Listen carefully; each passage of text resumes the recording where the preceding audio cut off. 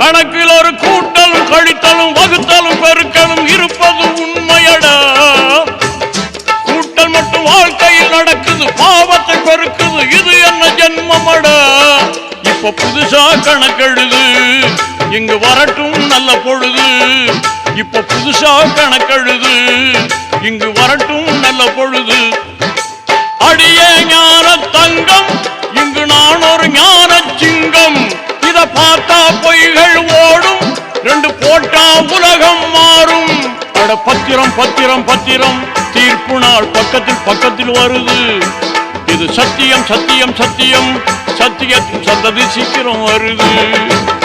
உன் மதமா என் மதமா, ஆண்டவன் எந்த மதம்?